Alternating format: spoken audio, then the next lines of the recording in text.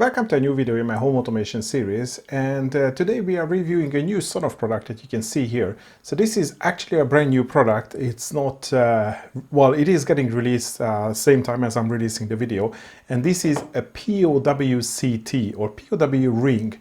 And then the ring or the CT refers to the fact that this has a current transformer. So despite from all the other products where you would connect this unit in line with whatever device that you are measuring, which was up until now was limited to like 25 amps. Now you just power this unit from the mains and then you measure the consumption using this current transformer. So it should be much easier to install, and obviously this would allow you to measure consumptions up to 100 amps, which is obviously much bigger than all the other options that we had in the future.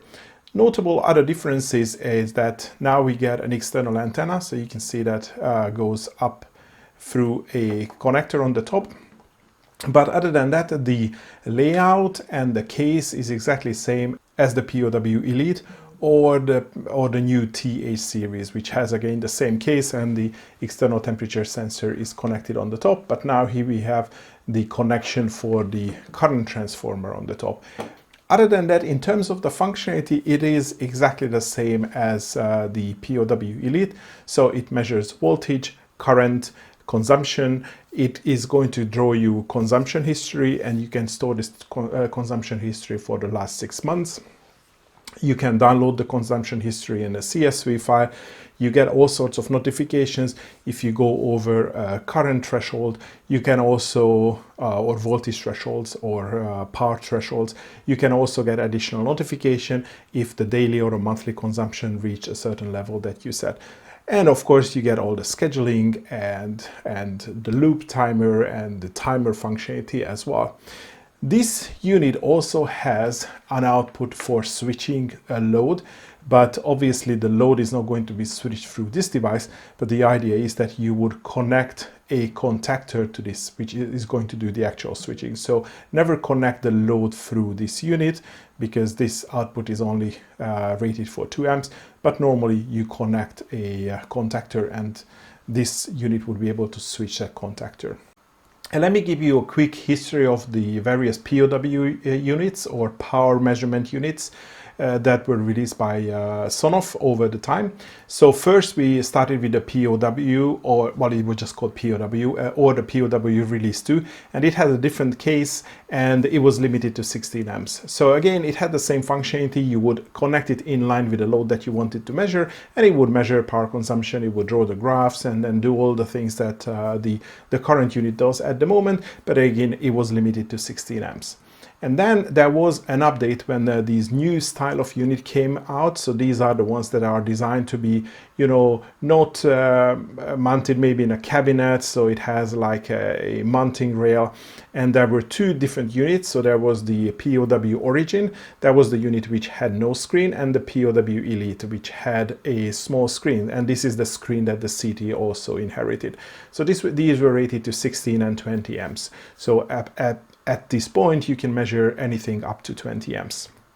And then the POW Release 3 came out. So this was the latest one in the POW family. Again, this was a much bigger unit. It was rated all the way up to 25 amps. So this was suited for some really big power consumptions devices like, I don't know, water heater or space heaters, or maybe like electric furnaces, that sort of stuff. And everything is single phase up until this, well, everything is single phase up until this point, yes. And then there was a separate line of product, but again, it was also designed for power measurement, and these were the SPM or stackable power meters. And these you can stack, so you can measure, multiple different circuits, and each of the circuit was rated up to 20 amps. But you can stack to up to like 32 units. And this was the first one, which was, I think, was sort of designed to measure a whole house, because then you can install this in your main breaker box and then you can measure every single circuit. And I think 20 amps for domestic circuits is, usually is plenty enough. And now we reached the last unit, which is the POW CT.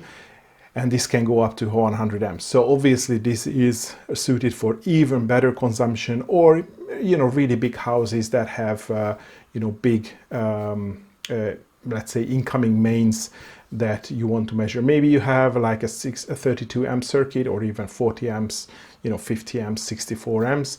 You can definitely measure with this unit. And I mean, I said previously that everything up until now was single phase. I mean, pretty much everything is single phase. Probably the only exception is the SPM. If you have 3 phases, then you can use the 3 terminals or 3 gangs of the SPM to measure 3 different phases, but everything else is just, yeah, single phase. And before I continue with the review, I also want to give you a couple of other summaries, how, where this unit should be useful or where this unit wouldn't be useful. So first of all, the 100 amp limit is definitely one where, I mean, probably you can come up with any, special really power-hungry devices where the 25 amps wouldn't be suitable. But I think ideally what this unit is designed to is design a consumption of an entire house. So you would hook this up into your incoming mains to the house, and then basically you would just measure every single consumer within the house. The only downside with this particular setup is this unit is only designed to measure consumption. So this is not a bidirectional unit. So it can measure current flowing in and out of the house. Let's say if you have a solar panel and then you have excess solar generation which goes back to the grid, but it won't be able to distinguish what is a consumed electricity and what is generated electricity. So you will see that later in the review that, I mean, I have solar panels, so everything shows up in a, in the same sign in the graph. So the really high ones are actually generations, so that's not something which is going back to the grid. And also the low consumption during the evening is well, actually consumption. And then everything is just shown with positive values, and everything is added together for the today's consumption or the month consumption, which means that those figures will not show the actual electricity usage from the grid. So if you want to measure something like that, how your solar panel is performing, how much you use versus generate against within a day or any particular period, then this device is not for you. But if you don't have solar panels, or if you want to use this to a really power hungry device where, as I said, 25 amps, which is the limit for the R3, is not enough, then, well, now you have a new product that you can use. And as I said in the beginning, so it has all the features that we used to for all the POW devices, which I think are great. Those are really good features. It has all the notification features, measurement features that you would expect, and also the power export and the 6 months history that you can get from the Sonoff server, just going back in the graph or downloading the data. There were 3 different things which was not working, and this is related to how the unit behaves in iHost and the web application. So one thing is that it already works with iHost, and I was able to get the data in the iHost, but for some reason some of the data were missing, so I didn't see the graph in the iHost. But I assume this is something that Sonoff will be working on and fixing it in the near future. Also, for some reason, it shows the today's consumption, yesterday consumption, and current month's consumption. And yesterday consumption was incorrect when I was looking at in the web interface. In the evening application, everything is fine, but iHost and the web interface is not yet, I would say, perfect. And also, when I was creating a cast screen, cast dashboard, I could pick my POW Elite or my older POW R2 to draw a consumption graph, but for some reason not the POW CT. So I would assume that this is also coming in one of the future releases. Okay, with these out of the way, let's quickly look at the product and the box that it came in, and then we can go into the actual testing. I am actually creating this, recording this section of the video later, because this was already hooked up to my house, so I can show you live data when I was testing it. So, I mean, as I said, it has, well, it looks like a POW Elite. So it has the same box. It has a button here for, turning the relay on and off. And then it also has this removable clip. So you can put it in a DIN rail mount or screw it to the wall. Come on, yeah. And then you can just easily clip it, and there is nothing much. Well, you have a QR code, so that is going to help with pairing, but you know, it has Bluetooth pairing, so pairing is quite easy anyway. And on the top we have a jack, so I'm just going to remove this. So we have an, I think this is called the SMA connector for the Wi-Fi antenna, and we also have an RJ, I think this is RJ11 connector for the current transformer. And the current transformer is just like that. So it, you know, clips onto your main lead, and then you close it, and then that's it. And then you plug this one up here to the unit. It does have an arrow here which says, you know, P1, P2, which direction. So I thought that that is going to be used whenever it's, if it's measuring, you know, power going in or out. But as I said, it doesn't do that. Maybe in a future release, it's that will be a functionality that will be added, but yeah, definitely not now. And on the bottom of the unit, we have some terminals, and as you can see, we have the live and neutral connection. So this is where you connect the power. Obviously, it needs power to operate, and also it uses these live and neutral connections to measure the voltage, so it can calculate the frequency, so you can calculate the consumption from the voltage and the current, which is measured by the current sensor. And for the relay, which is supposed to operate the contactor, we have the common and the normally open. So this is how you would, this is where you would connect your contactor. So as you can see, it is only rated for 2 amps. So no load is expected to be connected here, only a contactor in our case. And that's the unit. And if I also want to show you the box, it came in. So this is the box. So it's called POW ring, but then in the documentation it says POW CT. So I think probably both of them are going to be used. And if you want to pose for the specs, then you can find them here. And that's it. So in the box we find, it's a nice package. So I have some screws and a grommet. So I guess this is where if the antenna cable comes through the box. But you're going to see that I installed in a metal electrical cabinet, and it has no issues picking up the Wi-Fi within the metal electrical cabinet. So yeah, there's no problem with that. And we also have a small documentation, and from this documentation I would only you know, basically just take a couple of screenshots where it shows the various connection. Sorry, not screenshots, but you know, a few pages. So obviously this is how the connection is intended to be done. So as you can see, normally if you only want to, so on the left picture, if you only want to measure power, then you connect the live and neutral, and then you hook up the current transformer through your live wire basically.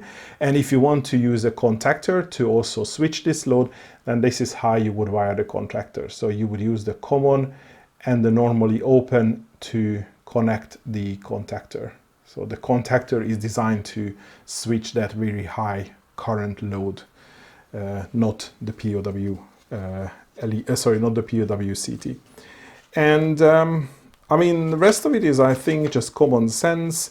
And then of course on the second side, it just also shows that I mean, I guess maybe it's a rookie mistake, which I might have made in the past as well. Then if you want to measure, you know, power, then let's say you have the live and the neutral, obviously you only have to feed one of the wires through the current transformer, because if you get both wires through, it's not going to measure anything. So obviously you can clip it on an extension lead where you have live and neutral and also earth going through in a single cable, but this is really designed to go into a cabinet where you have, you know, all the different live cables. And you will see in the example how I did that in my electrical cabinet as well. So I think that should be the, you know, view of the device and also the packaging and everything, documentation. So now we can look at the installation and actually, you know, the testing and the features. And just a couple of words about the installation. I mean, you have to excuse me, this cabinet is a little bit messy because I have an awful lot of things here, and so I'm only testing the POW CT at the moment. So it is stuck on the side of this metal panel, and it is a little bit difficult to see the screen. Yeah, of course there is no backlight, but then you can see how it cycles between the various screens. So it shows the voltage and the amps, and then the kilowatt hours and the current consumption. And it is connected to one of the incoming mains. So I have 3-phase power. So this is the one which is the POW CT. And I have a different device which is measuring 3 phases at the moment. So this is how the guy is connected. I'm providing two 30 volts mains separately using a plug, just to make it a little bit easier to move this around for testing. And as you can see, I just put the antenna here in this metal case, and even though I haven't routed the antenna outside the metal case, it can still pick up the wireless signal without any issues. So this is metal and everything is metal here, but it works just fine. And I turned on the camera backlight so we can see the screen. So one screen shows the kilowatt hours and the current consumption, and the other one shows the voltage and the amps, and it automatically cycles between these two screens. And I also wanted to show you the PW Release 2, which you can see on the left. So it has the same screen, it's too much reflection, and so it shows the kilowatt hours and watts on one screen, and the voltage and the amp is on the other screen. Nothing is connected at the moment, so it's showing 0. But as you can see, it's the same case. In fact, it's the same case as the TH Elite, which is on the right. Na, akkor ez lesz a POW CT-nek a közepe, és én megcsinálom a ezért. Hogy hívják ezt a szart? Képernyőfelvételt. Photos, NFC Tools. Találjam már meg.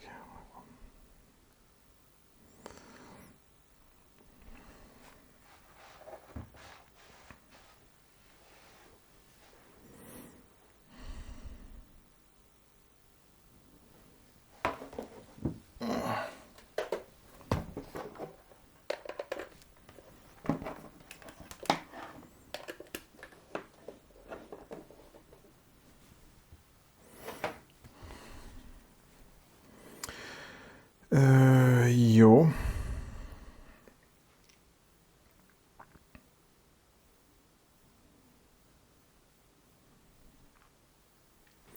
So I have the EV-Link application running at the moment, and I wanted to make this test during the daytime. I usually create all my recordings in the evening. So we have some sunlight, even though the sun has gone from my solar panels. So we are not generating excess electricity anymore, but we are still pulling some electricity from the solar generation as well, or solar panels as well. So this is how it looks like at the moment, and that's how the application looks like. I mean, adding the application to the EV-Link, adding the device to the EV-Link application was just as easy as any other devices. I mean, now it has the QR code, so I was able to scan the QR code, but you can add this device just like any other device, so that's why I didn't want to mention it. And once you do that, this new device appears, and as I said, I haven't really connected the output to any contactor, so this switch doesn't really do anything in my case. But you can see that the POW CT is on, and at the moment I'm pulling about 80 watts from the grid. Actually, I am already pulling power from the grid. I think the washing machine is working or something, but I have used this much kilowatt hours per day and this much within the current month. But as I said in the beginning, it's not a real consumption because it's the generation and the consumption added together. And just to quickly cover the usual features, you can have schedules where you can create on-off cycles for this machine, so you can specify which hour and minute and which day of the month you want this device to either turn on and turn off, and you can create different schedules. So maybe if you have this connected to big consumption, like, I don't know, like a water heater, you can program it to turn this on when, let's say, you have cheaper tariffs. And you can do similar with the timer. I think this is probably the one which is going to be less used for this specific device, but let's say you turn it on and you can set up that it automatically turns off after half an hour. And you also have this loop timer, which again, maybe it's not the most practical for this particular application or this device. I mean, I can't really think of many applications where you would connect it to something which requires constant turning on and off. But again, this is a standard feature which exists on almost all the Sonoff devices. Yeah, you have a main button to turn the output on, which is going to pull your contactor. And then let's look at the power consumption figures. So what you can see here, and that's going to be, well, that was the consumption for the day, is that, you know, these high figures in the middle of the graph are actually the generation which I got from the solar inverter. So obviously these energy figures were actually energy that I was feeding back to the grid, and the small ones here on sort of like overnight, those were the energy that I used from the grid. So as I mentioned in the beginning, this gets added up together, so you can't really tell how much was going in and out. And for this particular case, you know, the yesterday, today, and the current month is not really something that would reflect your electricity bill, because it's the generation and the consumption is added all together. But again, if you would use it in a scenario where, you know, Sonoff is intended, so you have a big consumption, like a big, let's say a water heater or other device that you want to measure, and that device is not a solar inverter, obviously the electricity is only going to flow one way, so you're not going to have any of these issues. Or if you have solar panels, again, you're not going to have any of these issues. Sorry, if you don't have solar panels, you're not going to have any of these issues, because the electricity is just flowing in one direction. But you can see that you get these nice graphs. You can see the, you know, how it changes, and you can select any of these sort of like the hourly intervals, and it shows you the usage, and you can change to monthly view, which is, I mean, it says monthly, so you can see a 1 month, so it shows you the daily data. And I haven't really used it for a long time, so I don't have an awful lot of information just yet, and the yearly is going to be the monthly breakdown. So it is quite useful, and of course it shows all the important things on the top as well, how much it was today and yesterday and the current month. And by the way, if you notice that sometimes you know, for example, 1.2 amps times 230 volt doesn't add up to 80 watts, that's because I have the current clamp connected to one phase, and I was getting the, you know, the mains power to power the unit and also measure the voltage from just the plug, just for the ease of use for this testing purpose.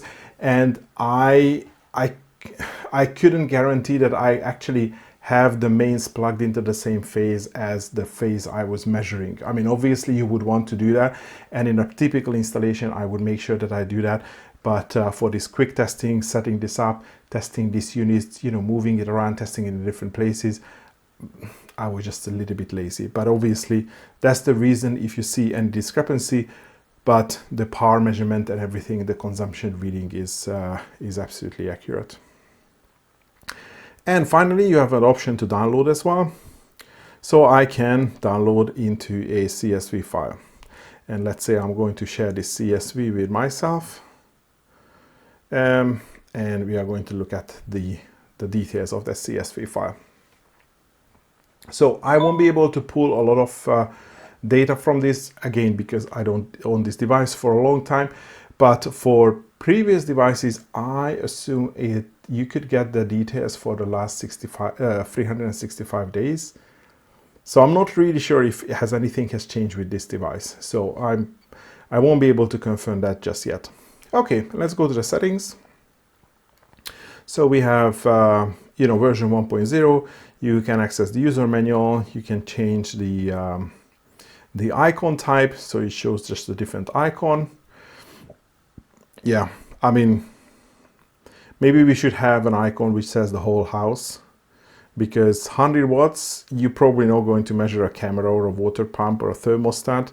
You're probably going to measure something like really big, like, I don't know, workshop, if you have a workshop which is on a, maybe a separate breaker or a separate panel. You can change the location, you can assign to a different room, you can share the device so other people can control or view that one. And there are a lot of different settings on sharing, which I covered in a separate video. And now we already at the different device settings, and these are related to consumption, triggers, warnings, and that sort of stuff. So there are some device thresholds. So you can specify maximum power, maximum current, and minimum current for this device. Maybe, yeah, max power, it's defaulted to 24,000 watts. I mean, that's 100 amps times 240 volts. And I can reset the consumption details. So these are these values that you see for the today and the month. You can reset those if you want that. Actually, that's a nice feature. Let's say if you want to measure your yearly usage, maybe you want to zero the readings at the beginning of the year when you have some of the billable readings entered. And you can have push notifications. So I think this is a very similar settings what we have seen for the POW release 2. So you can have push notifications on and on. Like globally, you can do that. You can specify whether you want to get a notification when any of the thresholds are exceeded. And you can also set up consumption goals. Consumption for the current month and for the current day. And you would get notifications once these goals are exceeded. Okay, so that's nice. I think there is nothing really new here. You can also have offline alerts, and you can have some logs where you can see when the output was turned on and off. And of course there are power on settings, which I think it's nice. I think you would select last state for in most cases, and you have also inching settings, and it also has the auto off functionality. Sorry, either the auto on or the auto off functionality. So that's also nice. I mean, if you want to cut power for any reason, like restart devices or reboot something, you can set up the inching setting to, let's say, I don't know, 10 seconds and auto on, which means that you turn off the device and it waits for 10 seconds and it turns back on automatically. So that's, I think, useful. And the rest of it is just simple stuff like Wi-Fi settings, manufacturer details. And of course, what I just dismissed this notification is that the reason for this, well, the way you would use these threshold settings, if any of these thresholds are met, then it's going to turn off the output. So you can configure this that it pulls the contactor or turns off the contactor when there is any of these, max power, min power conditions are met. And that's why I don't understand why you don't lower the max power. I think it would be useful to say that if I know that I have a device connected to it which should not pull more than 50 amps, I won't be able to protect it with any other device than the POW CT, because the POW Release 3, which is the second biggest device, that can only go up to 25 amps. So I think it would have been useful. Oh no, of course I can. Yeah, I can lower it. Okay, so you can definitely go lower, but I think they just set it to default because technically it's only rated for 100 amps. And that's pretty much the end of the settings. And if I go to the scenes, because I always do the scenes, we can do like if conditions, smart device. So you can see that you can set up a condition or set up an automation or scene when the switch is changed, when the power goes above or below a certain value, or when either the today's goal or the month goal is set. So if you set the threshold, then the device is going to turn off. But if you select a scene based on if the power is higher than a specific value, you can do other things. You can, maybe turn off another device, maybe, I don't know, like a fan or something, or you can turn on some lights, some notifications, maybe send yourself a notification that something is okay, the device sends notification as well, so that's probably not the best idea, but maybe, you know, there is some specific workaround or remedy option for your particular case that is a device that you want to turn off if, you know, something happens, for example, with the power consumption. So that's useful. And of course, on the action side, I don't think we would be able to do much, but you know, smart device, POW CT, yeah, you can turn the output on and off. So you can have a different condition, which again turns the POW CT off. I think that's sort of the standard functionality which we have seen for all the other POW models, especially the ones that sort of like the Elite, the Release 2 and the Release 3. Okay, and I think that's all that you can do in the main application. So now what we can do is I can change the view, and I wanted to have the POW CT for the background, but that page doesn't exist or not released yet. So let me change the view, as I said. Okay, so this is my iHost, and I just wanted to show because right as the POW CT is released, the iHost now supports POW CT. Maybe it's not that it supports this particular model, but it acts and behaves the same as the POW models, which are all supported. So I just have to scroll down here. So you can see the POW Elite here. Oops, no, okay. This is something that I always need to remember. So I'm supposed to go into the three dots to see the main screen where I can see the power consumption and everything. And as I said, this is not really connected to anything. So it's mostly, you know, showing 0. But if I scroll a little bit up, that's my POW CT. And if I go here, then I notice that you have to wait for a couple of seconds, but then it starts pulling the live data from the device, and I can go into the settings here as well. It's not much that I can see here, and I can also go into the graphs. And again, it takes a little bit of time. Now you can see that it's already pulling these values, and it takes more time for some reason on the iHost for this information to appear than what it takes on the EV-Link application. So interestingly, it took some time for it to load, but it actually didn't really load anything. So my screen is empty. Even if I switch between half and, you know, day and month, and I cycle between the days, I don't really see any consumption, or I don't really see the graphs. Today is yesterday, and the current month is 0 as well. But then the live data is coming through. So, you know, something is not working exactly. I wonder if it's the same for okay, well, maybe it's the same for the POW Elite as well, but again, I don't really have any real data here, so I don't think looking at this one is going to make any difference, because even if this one is working fine, it's just probably going to you know, show all zeros, unfortunately. And since we started looking at the iHost, let me just show you on the scenes that at the moment not all the functionality is supported of the POW CT. So if I do smart devices and if I do POW CT, so I cannot create a scene on the power consumption or any of the other power management feature of the POW CT, unfortunately. So the iHost is not really, you know, created or enhanced to use any of the power management functionality. It's not because of the POW CT, but I think it works the same way for the POW. If I select the POW Elite, which is again one of these newest models, so I can only select on and off. And probably if I do the POW Release 2, it will be the same. So this whole energy functionality is only supported in sort of this view mode on the screens, but it's not sort of supported in any of the other things. Oh, and of course it's supported in the cast mode, because you can put all this information on the cast screen the way I have done this already. Sorry. So if I do, I think I have put the Release 2 on the dashboard already. No, I have only done the my energy meters.